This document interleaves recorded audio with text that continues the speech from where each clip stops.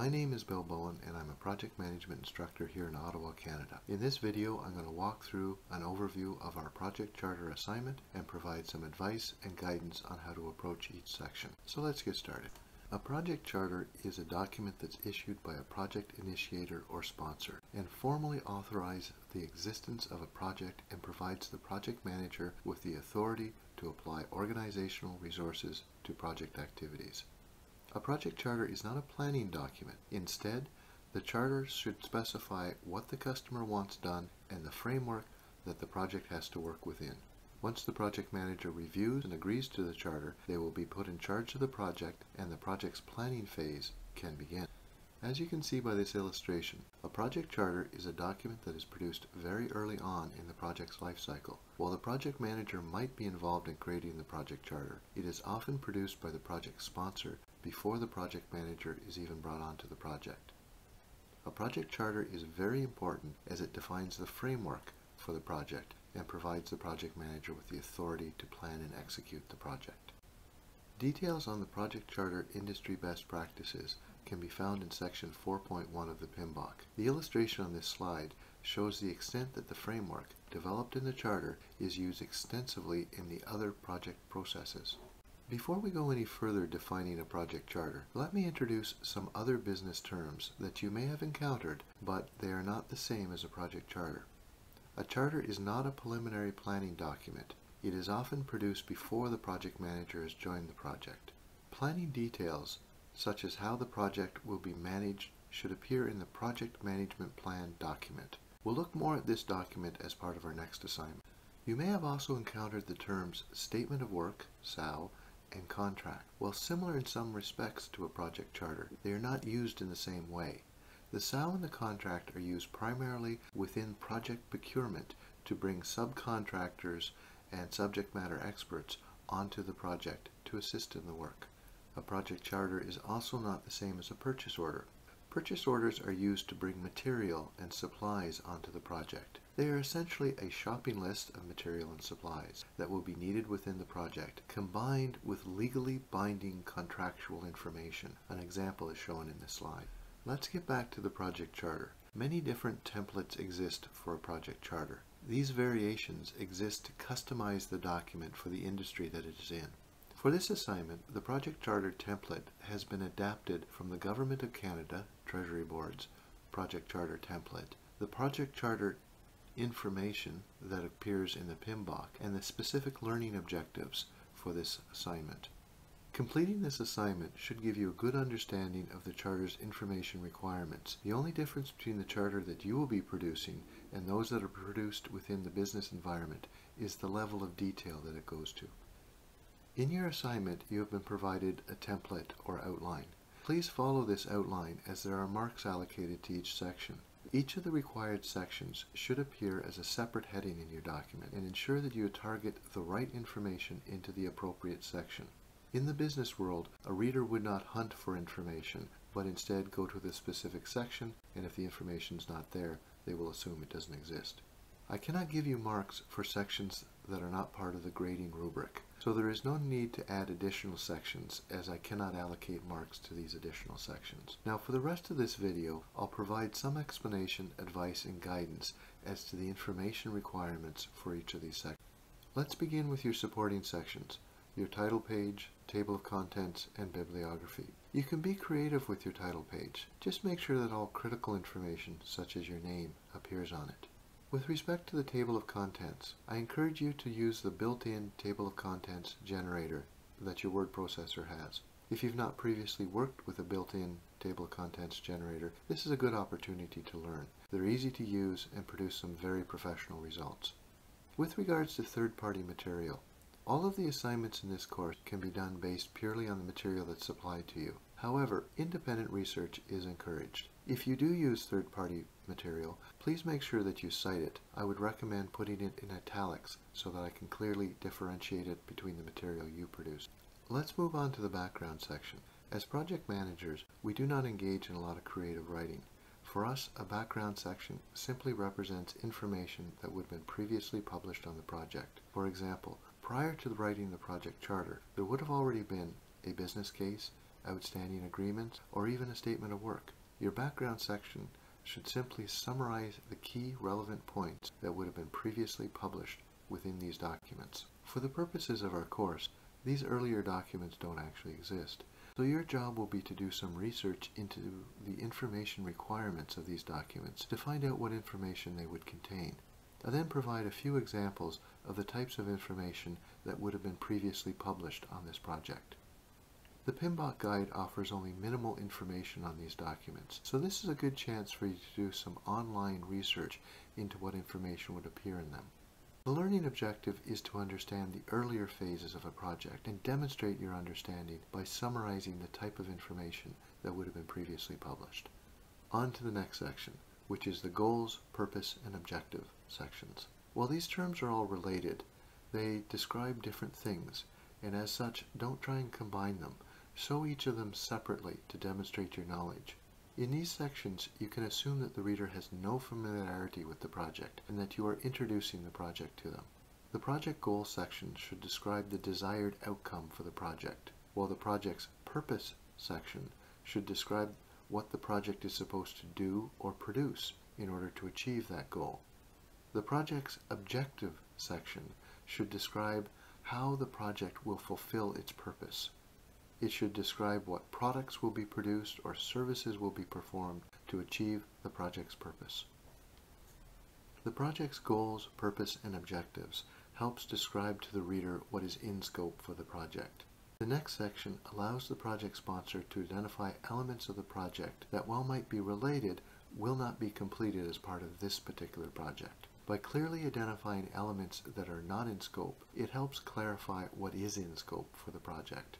In the business world, many companies don't include an out-of-scope section in their project charter for fear that if something has not been formally deemed out of scope, it might be considered in scope by default. So they focus only on identifying what is in scope. However, we are within an academic environment, and the terms out of scope is used frequently in business. So this section gives you an opportunity to demonstrate your understanding of that concept. Assumptions identify trends or conditions that for planning purposes are assumed to be true without proof. They are important as they describe to the reader why the project charter was produced the way it was. By seeing the assumptions that the project sponsor was working under, it helps the reader understand the charter.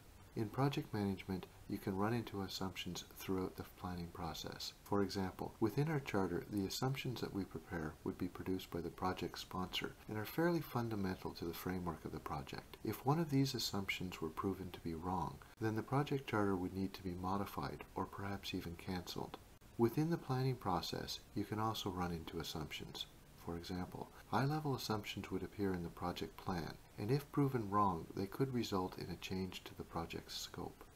You can also encounter assumptions at the task level. These assumptions are only relevant to a particular task, and if they are found to be invalid, then their impact would be limited to the task.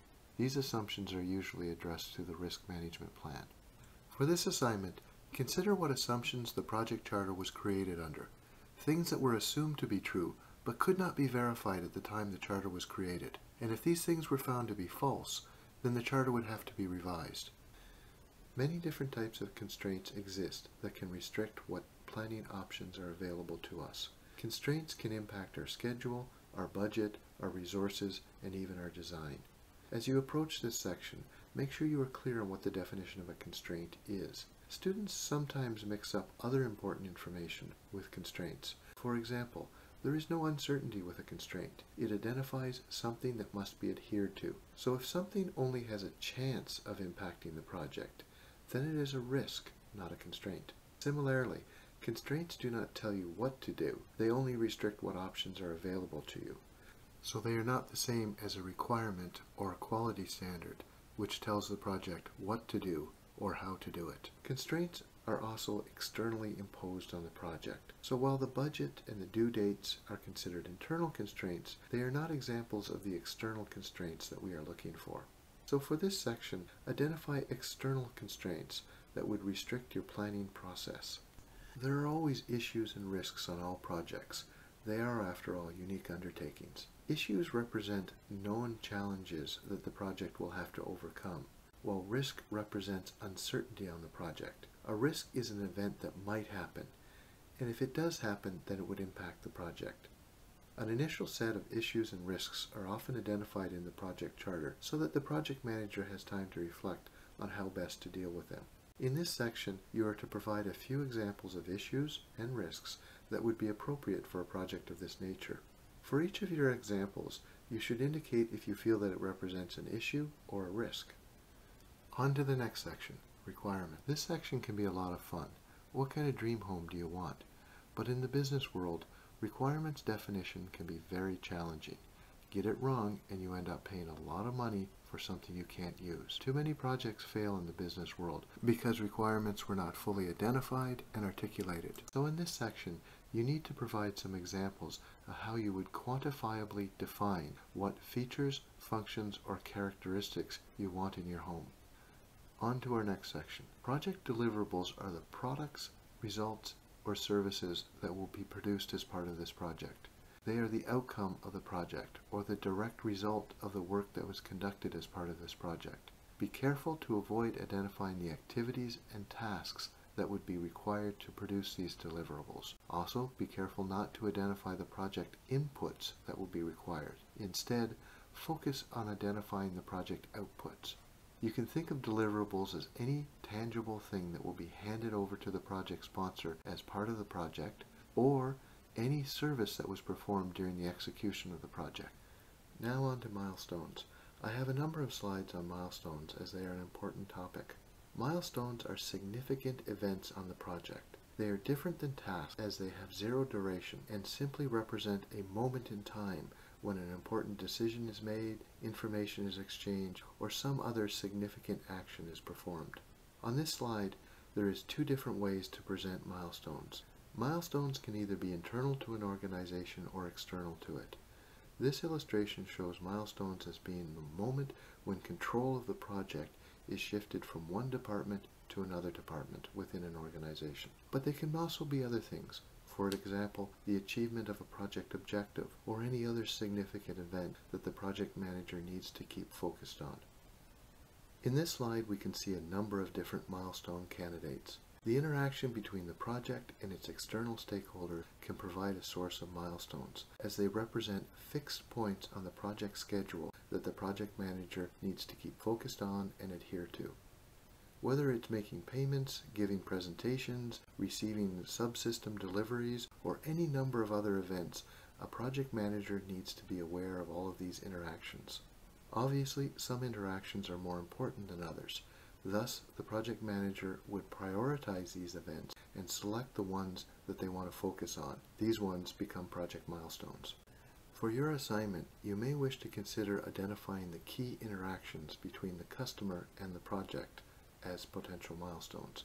In particular, the ones that have fixed dates. In your milestone table, you should list these milestones by name. Also provide a short description as to why you would consider these to be milestones. And of course, you could then finish off the table by adding a fictional date that the milestone will occur on.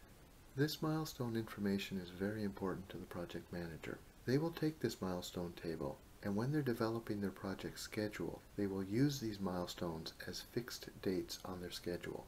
If they need to prepare for the milestone, then they will back schedule tasks to make sure that the project's efforts are aligned to achieving the milestones. If, on the other hand, the milestones represent an input to the schedule, then they will schedule the start of their tasks to be triggered by the milestone being achieved. Now we can look at the stakeholder section. Stakeholders are anyone who is impacted by or benefits from the project. The project sponsor identifies these key people that the project manager will need to know about. More importantly, the project sponsor will identify what these people's needs and expectations are for the project. The project manager will need to know what these people want and expect from the project. Do they expect to be involved? Do they have key information? Do they expect to be consulted? Do they expect to have information sent to them? Knowing this, the project manager will then be able to prepare a communication plan and a stakeholder management plan during the planning phase of the project. Additionally, the first person identified in your stakeholder section should be the voice of the customer. The voice of the customer is the one who can answer project requirements related questions and provide clarification to the project manager. And now we look at a project manager's responsibility and authority on a project. This section provides you an opportunity to present examples of what you believe a project manager does on a project.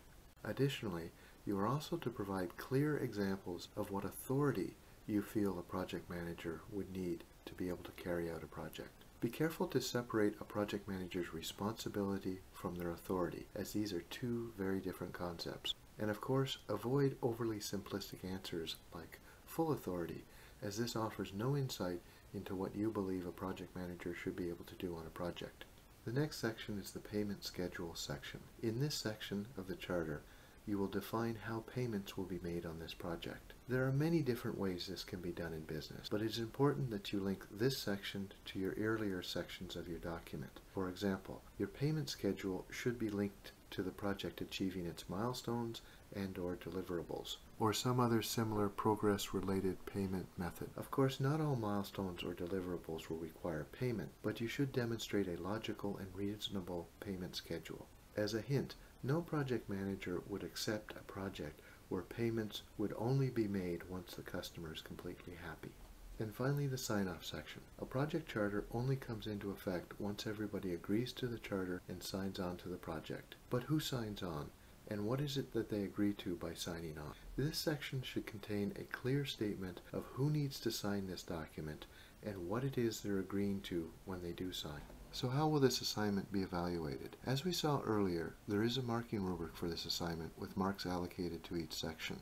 To maximize your mark, you should attempt each section. Although the project was about construction, you do not need to be a subject matter expert in that field. Instead, simply use the topic as a platform to demonstrate your knowledge of project management concepts, tools, terms, and techniques that were presented in this course.